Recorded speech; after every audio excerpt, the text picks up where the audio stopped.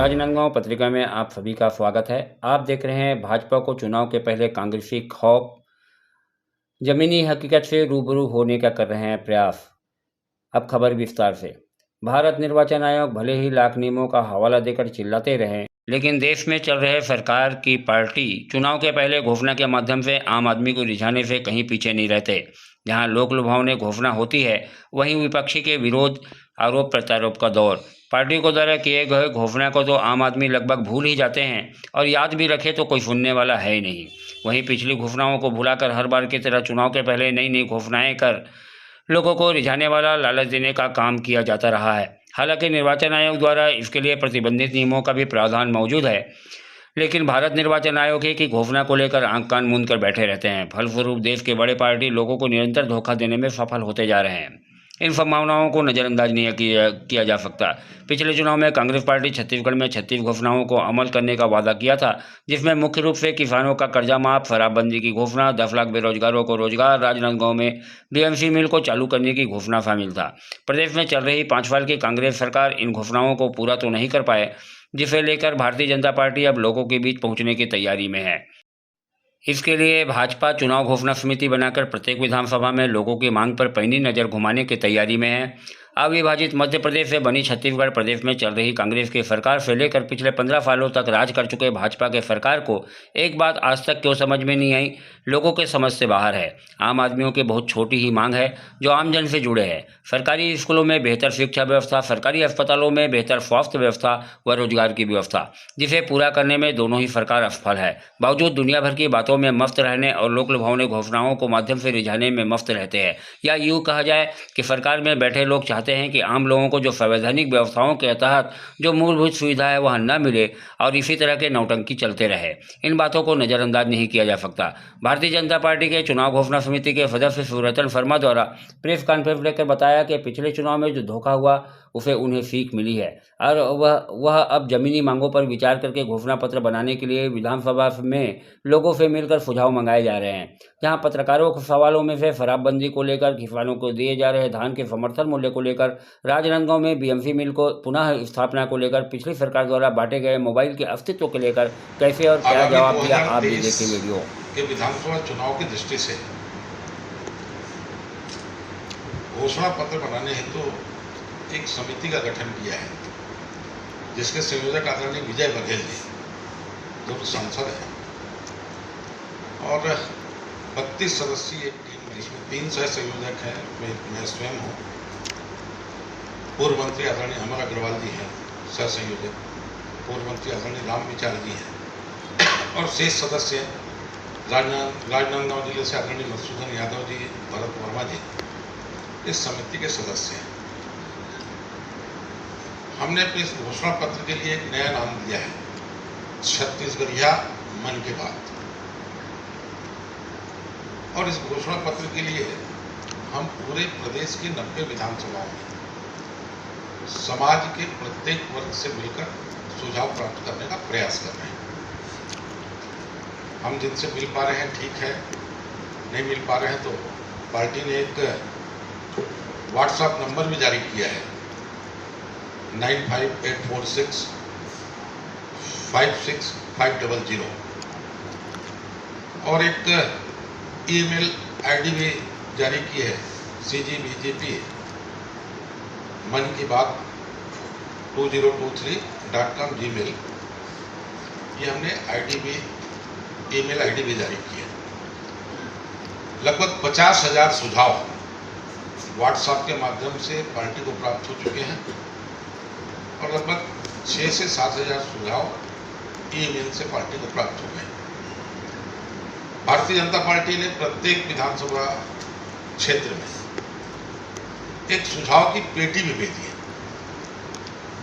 और हमने कहा है कि कार्यकर्ताओं से कोई ऐसा अनाउंस कर दें, अगर कोई व्यक्ति उसमें अपना सुझाव डालना चाहे तो वो सुझाव उस पेटी में डाल सकता है। भारतीय जनता पार्टी की ये मानसिकता है कि 2023 के चुनाव की दृष्टि से हम यथार्थ पर आधारित जिस काम को हम सरकार में आने के बाद कर सकते हैं, उस प्रकार का अपना घोषणा पत्र जारी करें। माने हम चुनाव लड़ रहे थे ना, तो छत्तीसगढ़ सरकार वर्सेस भारतीय जनता पार्टी चुनाव लड़ रही थी। कांग्रेस वर्सेस भारतीय जनता पार्टी होती तो हम चुनाव में सफलता प्राप्त करते। पूरी सरकारी मशीनरी का दुरुपयोग हुआ।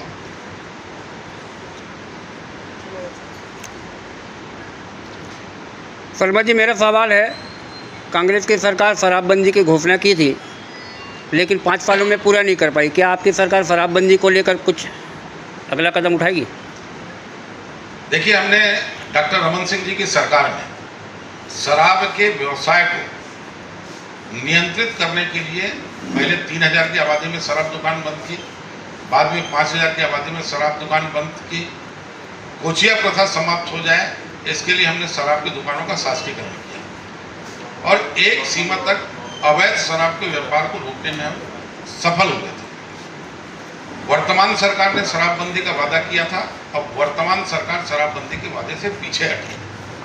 हम शराब दुकानों के संबंध में क्या निर्णय करेंगे, अभी जब तक समिति में हमारी बैठ करके विचार विमर्श नहीं होगा, इस विषय पे बोलना मेरा उचित नहीं होगा।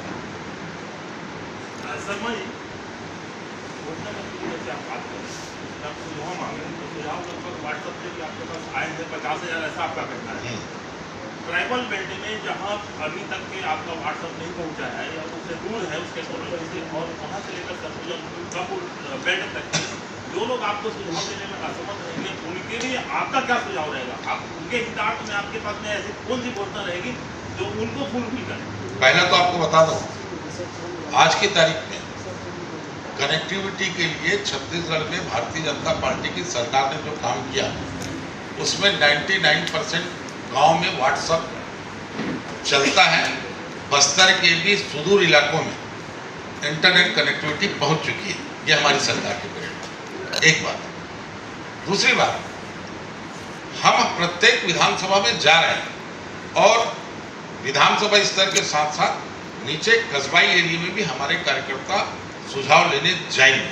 उनका सुझाव जो आएगा उस पर हम विचार करेंगे। पर देखिए, मैंने कहा ना, समाज का प्रत्येक वर्ग भूपेश बघेल की सरकार से चला गया है। उसी प्रकार हमारे प्रदेश का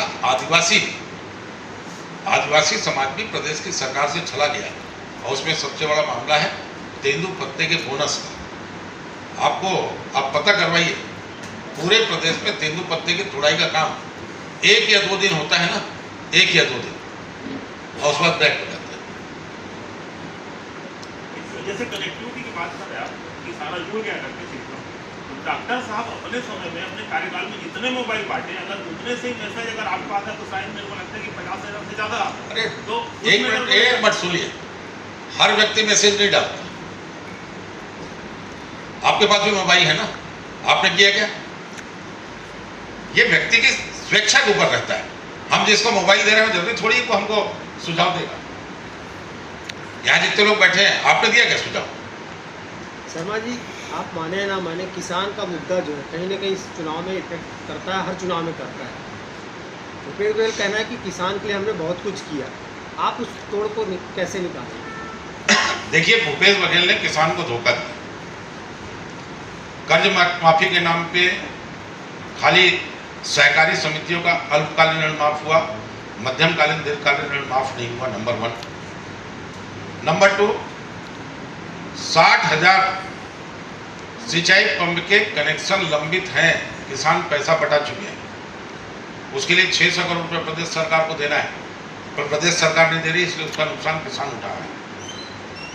सिंचाई का रकबा डबल करने की बात थी, 3 साल का बोलो तो मैं आपका राज्यपाल का भाषण का प्रतिवेदन मंगा देता हूँ। सिंचाई का रकबा घटा है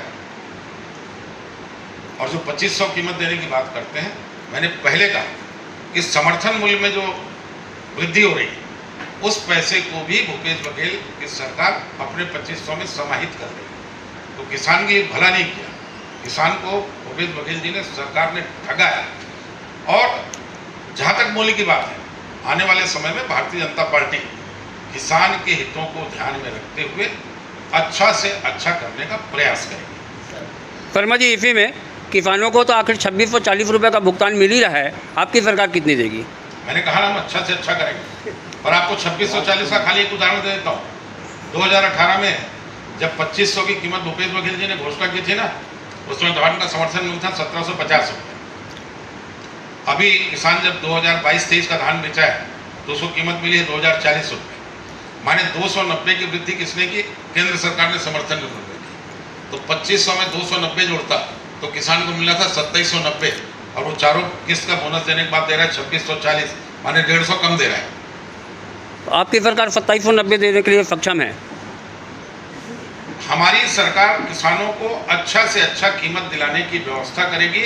मोदी जी ने अभी जो धान का समर्थन मूल्य घोषित किया है वो 2183 रुपये का घोषित किया है। देश में और भी जगह सरकारें हैं आपकी, वहाँ तो इतना भुगतान नहीं हो रहा है, तो छत्तीसगढ़ में कैसे दे पाएंगे?